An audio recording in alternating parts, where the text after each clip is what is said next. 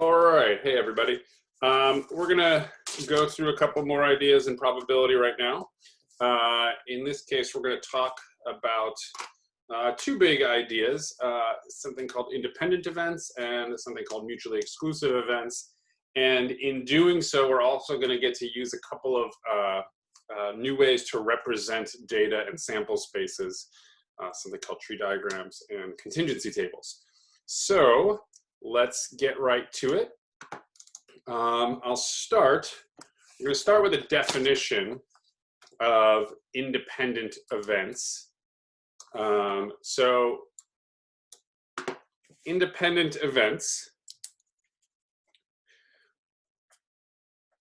start by just giving the mathematical definition. We would say events A and B are independent if and only if the following are true.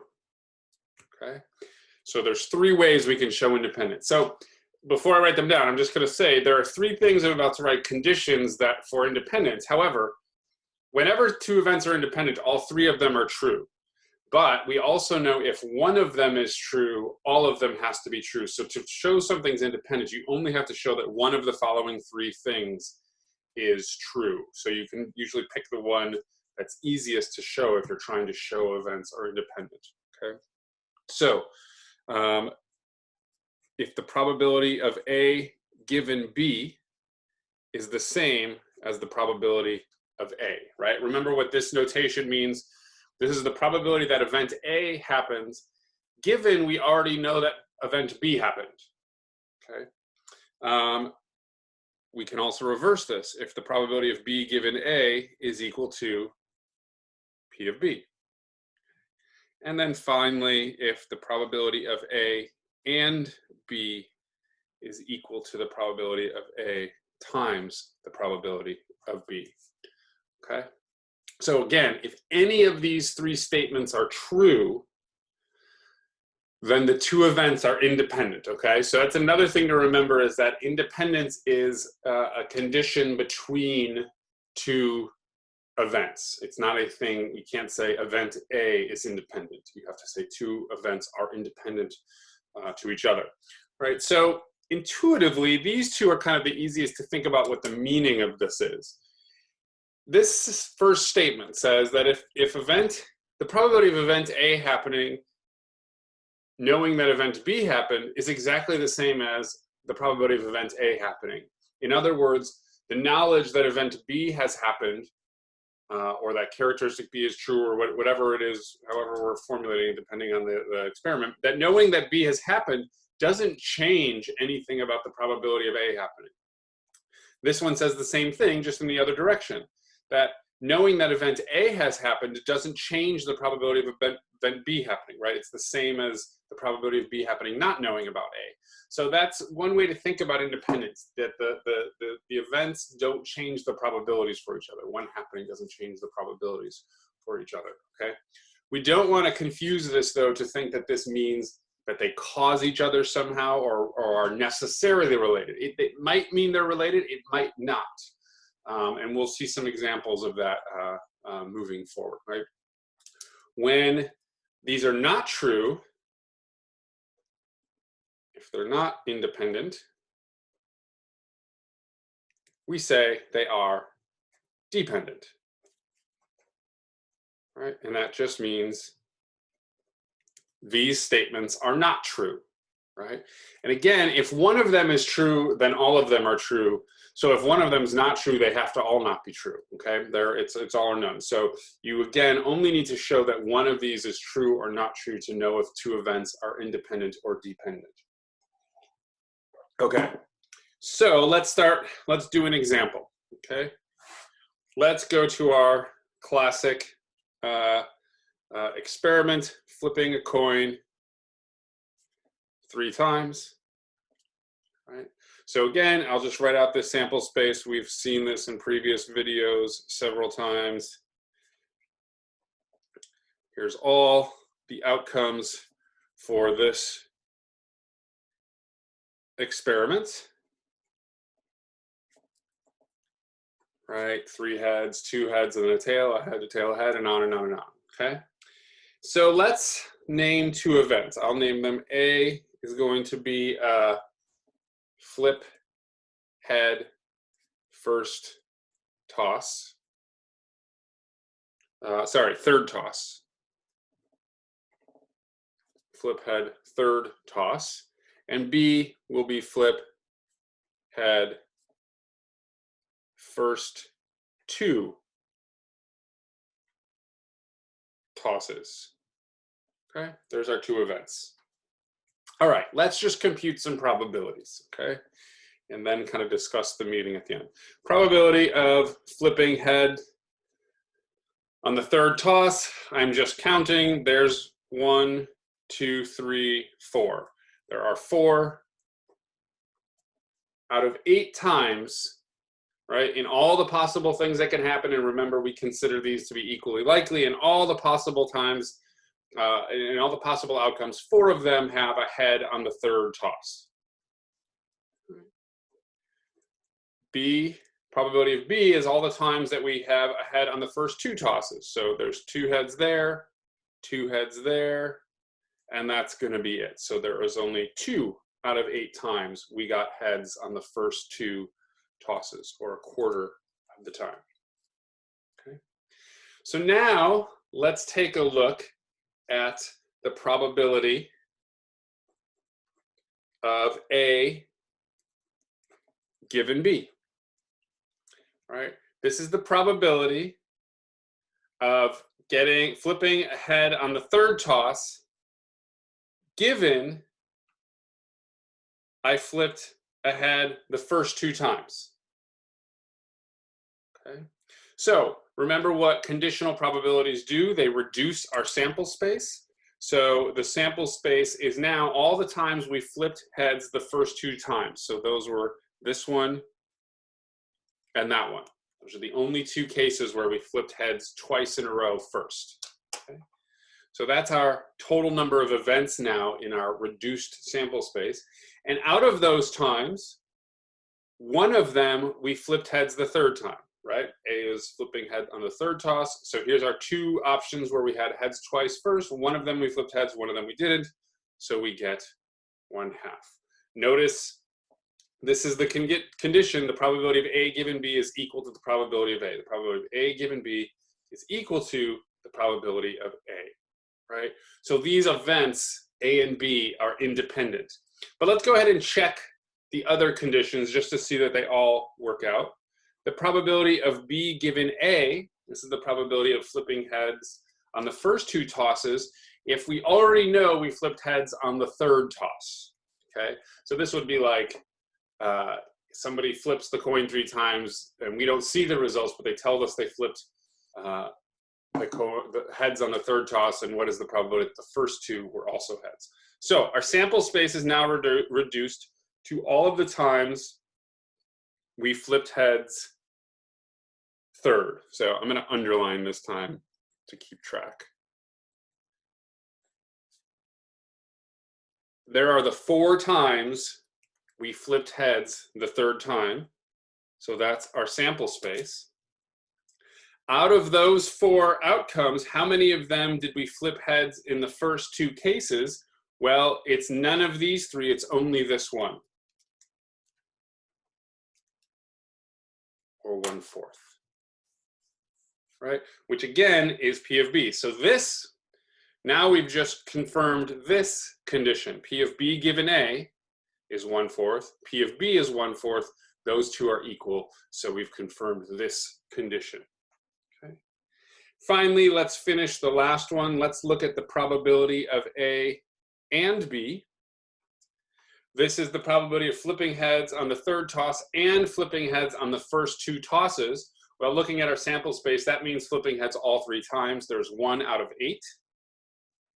But we've also already computed P of A and P of B, let's multiply them together. P of A was 1/2, P of B was 1/4. That's equal to 1/8, right? And these two are indeed equal. So all three of these conditions are true, okay? To be clear, I didn't need to do all three to know they're independent. Once I knew one of them was true, once I had, for instance, these two equal, I already know the rest have to be true unless I made a mistake. But I just wanted to show you that all three come together, okay? Now, here, let's throw some intuition to this. Let's, for instance, say this. Look at this one. The probability of flipping heads the third time is independent of whether or not I flipped heads the first two times, right? In other words, when we get to that third toss, the coin hasn't kept track and thought to itself, I've just flipped heads twice. I owe this person a tail, right? It doesn't think that way. So we still, on that third toss, have a 50-50 chance of getting heads, right? If I flipped heads 1,000 times in a row, that coin still is just doesn't keep track of that. It's going to be heads or tails 50-50 on that next toss, right? So the previous tosses don't affect the current toss for this kind of coin, right? Obviously, you could build some complicated coin that does something like that, but for a regular old fair coin, this is always going to be the case, that each flip is independent of the other flips. Okay. All right, let's do another example. So let's introduce this kind of experiment. So imagine I have a bag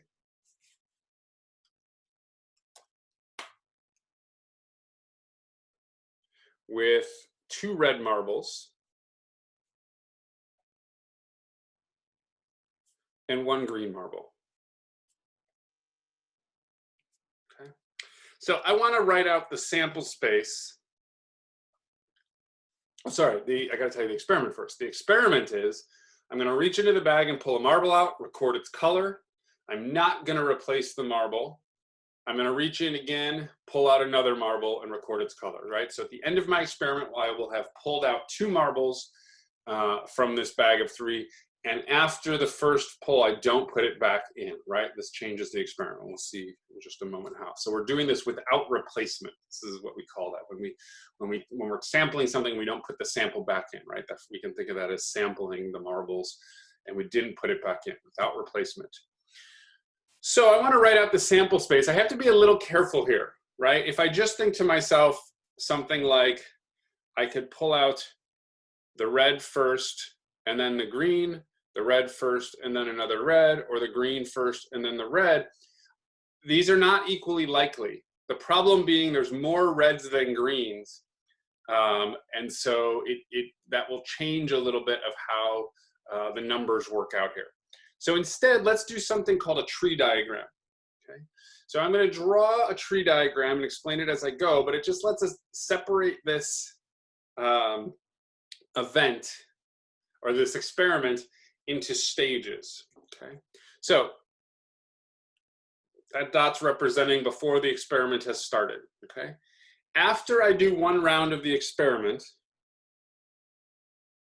maybe I pulled one of the red marbles. Maybe I pulled the other red marble, or maybe I pulled the green marble, right? So now notice I'm now representing this first stage where we know there's 2 red marbles, so there's more opportunity to pull a red, right? If our experiment stopped here, if we were only pulling 1 marble, this would correctly represent that I have 2 out of 3 chances to pull the red and only 1 chance to pull the green, okay? So let's now, but we're not stopping here. We're going to a next step. Let's think about what could happen on the second pull. Since I already pulled the first red marble, and remember, I'm not putting it back in, I might pull the second red marble, or I pull the green marble. If I pulled the second red marble on the first pull, I might pull the first red marble on the second pull, or pull the green. And if I pull the green first, I might pull either of the red marbles second. Okay? So now this is our completed experiment. If I follow any path, it shows me all of my possible outcomes, right? So let's go down this path. There's the option that I pull red 1, red 1. There's the option that I pull red 1, green. There's the option that I pull red 2, red 1. There's the option that I pull red 2 and green. There's the option that I pull green and red 1. And then the option that I pull green and red 2. Right? So each of these is a path down this experiment. Okay? Red 1, or red 2, green, right? That's that one there. And so there are 6 total outcomes that could happen in this experiment. Okay? All right. So let's use our sample space here now to answer some questions about probability and do some more work with independence and dependence. So let's say A is pull red first and B is pull red second. Okay. So let's just do a quick computation. Let's, for instance, look at the probability of, let's do A, pulling a red first. So I look at this, I look at my sample space and I'm just counting all of the times there's a red first. It doesn't matter which one, and there are 4 out of 6, or 2/3 of the time I pull a red first. Right? Now let's do the probability of A given, let's do the probability of B, pardon me. Let's do, what's the probability of pulling the red second? So again, I'm just going to look through my outcomes and I see there's a red second, there's a red second, there's a red second, there's a red second, and I also have 4/6 or 2/3. Now again, remember we need to check, independence means all 3 of these are true. We only need to check 1 though. I'm going to only do 1 this time. Last time we did all 3. Let's check this one. I think this one makes the most intuitive sense. So now let's check the probability of B given A. This is the probability I pull a red marble out the second time if I already know I pulled a red marble the first time. Okay, so I'm looking at my sample space now is reduced. There were 6 outcomes in the sample space, but now I'm only looking at the ones that have a red marble first. So my sample space has become those 4. How many of them have a red marble second? We see there's only 1, 2. Or 1/2. So in this case, they're not equal. Events A and B are dependent because probability of B given A does not equal the probability of B. Right? We have extra information here. Once I know that I've pulled the red marble out first, I know on that second pull, there's less opportunity to get a red, right? Because I'm not putting that marble back in. Okay? That now there's only one red and 1 green in there, and so the probability of pulling out a red is only 50%. It's only half because 1 red marble, 1 green marble, right? So that changes the probability. So we can see why. I think this one is easy to see why they're dependent, because depending on what happens on the, right, if I pull a green marble first, the chance of pulling a red second is now 100%. That's all that's left, right? So depending on what happens the first time, we get different results for probabilities in the second event, okay? We did this without replacement. If I had put the marbles back in after each chance, everything changes, and I'm gonna let you work that out, but you'll see that then they become independent events, right? The probability of pulling a red marble the second time is still 2 out of 3 because there'll still be 2 red marbles in there if I put it back in, right? So it doesn't matter if I pulled red first. If I put it back in, there's still 2 out of 3 chances to pull a red the second time. But we're not putting it back in, so those odds change, the chances change. Okay? All right, let's do one more example.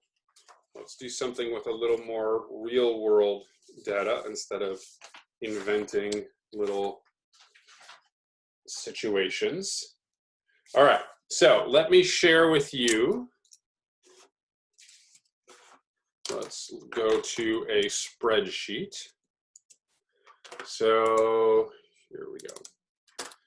All right, so we're looking at, make this a little bigger.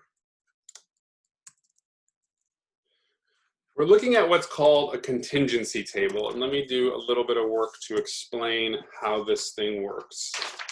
Okay. So this contingency table comes from a real study. I've linked it at the top. You can see there. I found it as part of an online stats book, but they were also taking it from a real study. So I've linked the original paper. Okay. So what this study did is it followed 605 heart attack survivors for 4 years to see what kind of outcomes, what kind of health outcomes they had.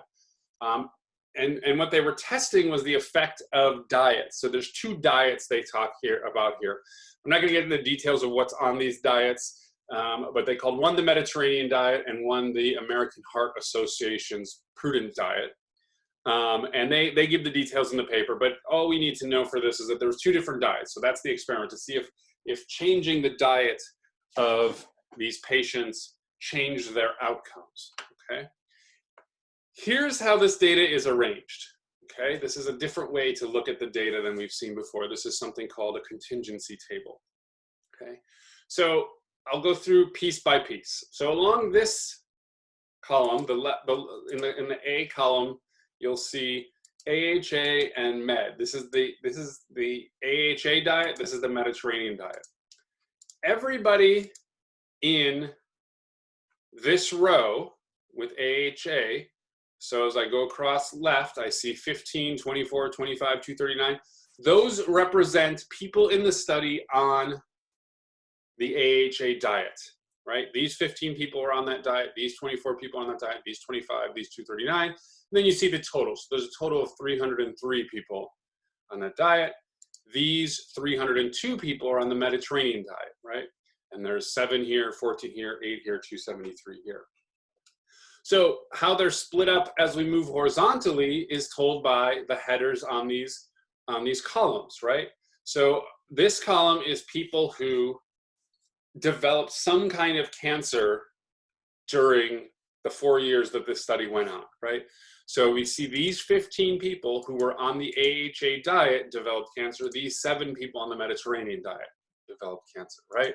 So each cell, right, this 15, means that this represents, in this case, people, subjects of the study, with these 2 characteristics, right? If you look at the row header and the column header, these people have those characteristics. Or for instance, these people on the Mediterranean diet, these 8 people were on the Mediterranean diet and developed some kind of non-fatal illness.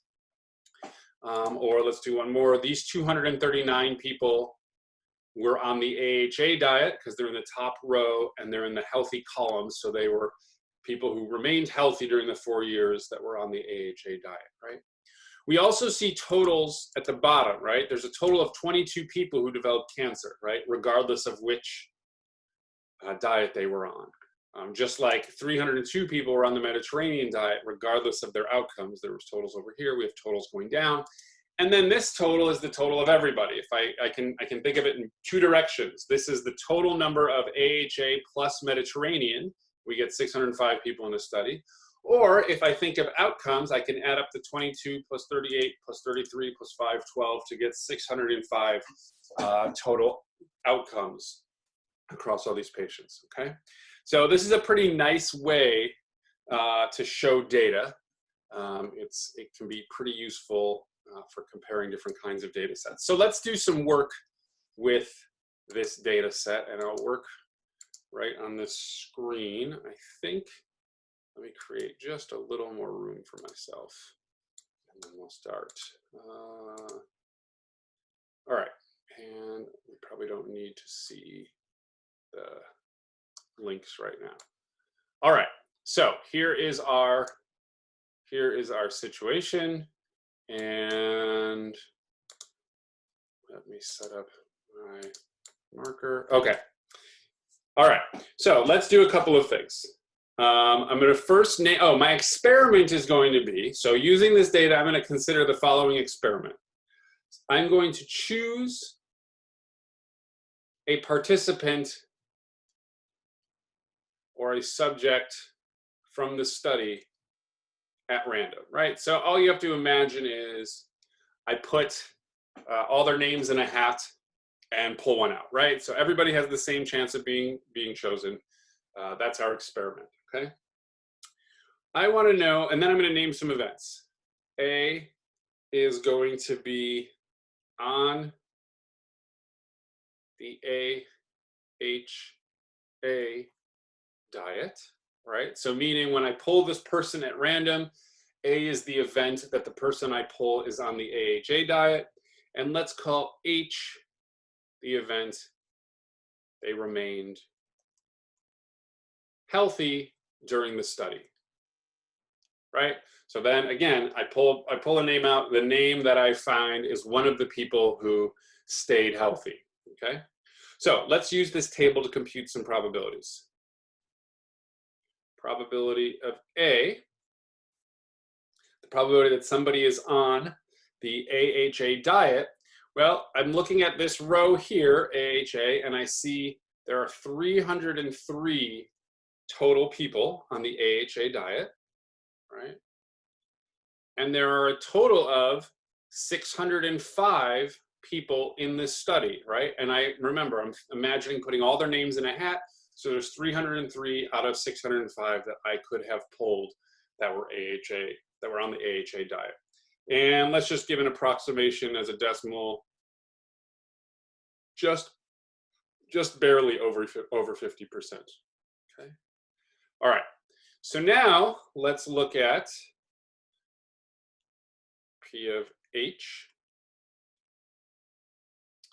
And this is the probability that they are healthy. So what is the probability? I pulled a name out of the hat and they're healthy. I don't care about AHA anymore. The event H doesn't have any comment about which diet they're on. So I'm looking at all 512. There are 512 folks out of the 605 that remained healthy, which is 0.846 approximately. Okay, I'm just rounding to the third decimal place here. Okay, so there's our two base probabilities. Let's now ask some conditional probabilities. Right. What's the probability I pull somebody out at random that's on the AHA diet, given I already know it's somebody who's healthy, right? So maybe what we can imagine here is instead of putting all the names into a hat, I've separated out the healthy people, right? And put all those in a hat. Or maybe the healthy names are written on different colored paper. So I pull it out and I see that it's on a healthy piece of paper, meaning the color that represents healthy. So somehow I already know that the person I pulled is healthy. What's the probability that they are also on the AHA diet? Okay. So remember one way to think about conditional probabilities is that they change sample spaces. They reduce sample spaces, right? So when we did our other probabilities, there it is. When we did our other probabilities, we were talking about out of everybody, right? All the patients were in play, or all the subjects. But now we've reduced our sample space to just the healthy people. So I'm just looking at this column here, right? These are, and in particular, my sample space is now, instead of all 605, just the 512 people who remained healthy. And so out of those 512 healthy folks, 239 were on the AHA diet, right? Which works out to be about 0.467. Right. Notice what this means. The probability of A given H is slightly lower than the probability of A. In other words, they're not equal. So I can now say that the event of being healthy and the event of being on the AHA diet are not independent, or they're dependent.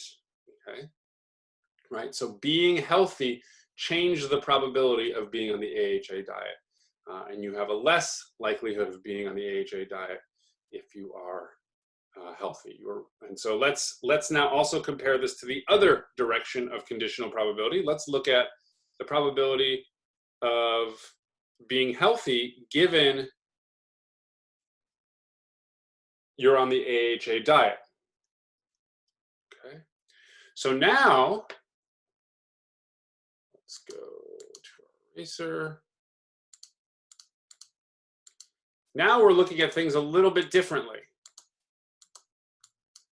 Now, again, we're reducing the sample space, but we're instead reducing to look only at the people on the AHA diet. So now I'm looking at this top row of data. These are all the people I care about in this construction. Okay, so there's 303 people now in my sample space. I've reduced to only the AHA people, right? Maybe those pieces of paper were shaped differently to people who were on the AHA diet. And so I know immediately that I've pulled somebody in the AHA diet. And now I'm curious, what is the probability that a person on the AHA diet is healthy? And it's still this number 239, right? In both cases, we're looking at the same 239 people, right? In the A given H and H given A, because all the people that satisfy this condition are going to have to both be healthy and on the AHA diet. In this case, in the first case, we started with them being healthy and then asked about also being AHA. Now we're starting with them being AHA and asked about them also being healthy. So we're ending up with the same people, but the odds are different, right? Because of this sample space difference. Now we're starting with these 303 people and there's 239 healthy ones. And so that's probability of 0.789, right? And let's notice this, probability of H given A is less than the probability of H. Again, not equal and lower in fact, right? We see in this study, you had an almost 85% chance of being healthy in general, but if you were on the AHA diet, you only had a 79% chance of being healthy, right? So we're not going to get into right now whether this is a significant finding, right? That's a much more complicated idea that we'll talk about later. But this is at least some evidence, at least it makes us curious to say, is the AHA diet not as good as the Mediterranean in terms of health outcomes, right? It seems like your chances of being healthy are a little bit lower relative to the Mediterranean diet in this study, okay? All right, let's do one more thing with this, maybe a couple more things.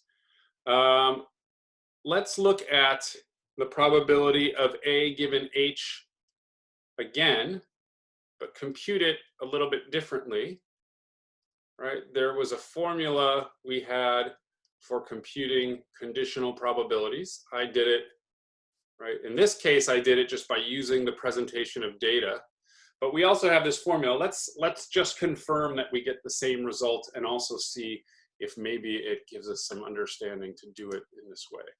Let me erase some of this mess. All right. All right, so we want to compute the probability of A and H divided by the probability of H. Okay. So let's see. The probability of A and H is Like now, there's no conditions here, right? There's conditions on the left side of this equation, but there's no conditions here. So now we're thinking about all the names again, right? We're just reaching in, pulling a name out of the hat, and I want to know what's the probability the name I pull out is both on the AHA diet and healthy, okay? So I'm looking at these 239 people. They are in the healthy column and the AHA row. So there's 239 out of 605. That's my numerator. I'm dividing that by the probability of being healthy. So now I'm looking for all the healthy people. There are 512 of them out of 605. That's my denominator. Okay. When I've got fractions over fractions, the easiest thing I think to do is multiply by the reciprocal of the bottom. So I'm multiplying, I take the numerator and multiply it by the reciprocal of the bottom. That's what division of fractions means for us. And by us, I mean all of us humans. We see that the 605s cancel, and we get 239 out of 512 as the probability of A given H, right? Which is exactly what we got over here. So it's nice to see that these formulas hold up to some scrutiny, since we presented them really without any justification, although we can think of them as definitions. Okay. All right, so in this case, we have found that A and H are dependent events, okay? So just to summarize what we did, either of these computations, the fact that P of A given H is less than P of A or not equal to, or that these two are not equal means that A and H are dependent events, okay? All right, let's do one more example. We'll do this one on, let's see, I'm going to switch to paper now for our last example. Out of my way. All right, so let's suppose I let's say I collect data from some class, some group of people.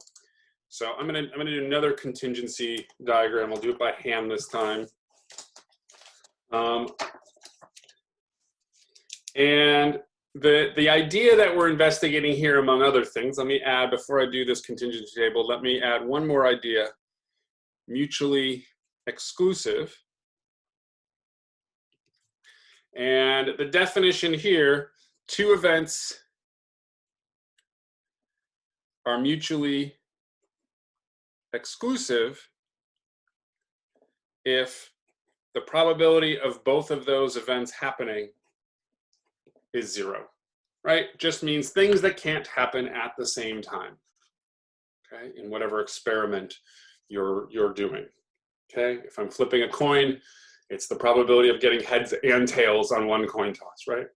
I can't do that. So let's look at this, let's look at a contingency table. Suppose I collect data on a group of people, and I have divided them into left-handed and right-handed people.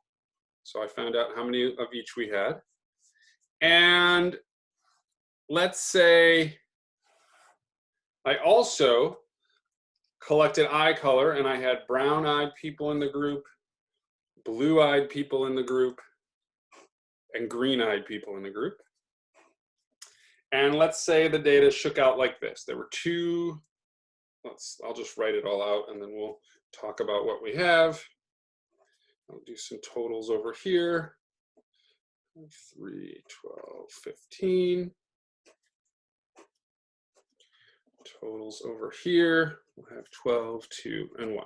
Okay, so we had a group of 15 people, and I did a little bit of, collected some characteristics from them, and this is how everything shook out, right? We had 3 left-handed people, 12 right-handed people, 12 brown-eyed people, 2 blue-eyed people, 1 green-eyed person, right? And they're kind of, those characteristics are connected in different ways that you can see in the table. We're gonna do another experiment where I'm choosing a person at random from this group. Okay. And let's do L equals left-handed. And B equals blue eyes.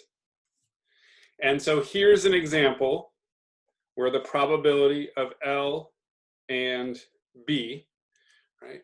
In this group, if I choose a person at random, what's the probability that they're left-handed and blue-eyed? We see there's none of them, right? This square represents all the people who have both blue eyes and left-handedness, and we see that there are 0 out of 15. Right? That's all that mutually exclusive is, okay? Now, I don't want to get the wrong idea. This is not saying that it's impossible to be blue-eyed and left-handed. It's only saying that in this group of people, there are no blue-eyed left-handed people, right? This is also the case that, let's do one other quick computation.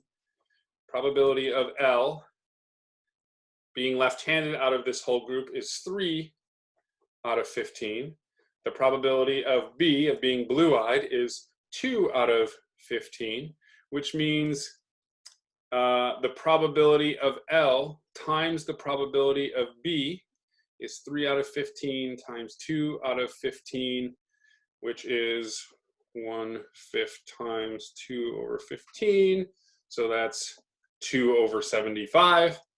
All I really care about right now is this number is not 0. Notice one of the conditions for independence was that P of L and B is equal to P of L times P of B, right? That was one of the 3 things we can look for independence. In this case, though, it's not true. All right? That the L and B is 0. The product of their probabilities is not 0. They're not equal. So we would say these two characteristics in this study are dependent. I just want to make sure I'm not trying to say that these two things somehow control each other or are controlled by the same thing, or being left-handed means that you can't have blue eyes or anything like that. Maybe it does mean that, maybe it doesn't. All we're saying is that in this group of people, that these two characteristics, blue-eyed and left-handed, are not independent. In fact, that the probabilities change depending on if you know one or the other. Okay, so we'll talk more about mutually exclusive in later videos. It's a pretty easy idea, just 2 things that can't happen at once, so the probability of both happening is 0. When we know things are mutually exclusive, we do sometimes get some advantages for other kinds of computations we can do. Okay, that is it for this one. Thanks, everybody. I will see you next time.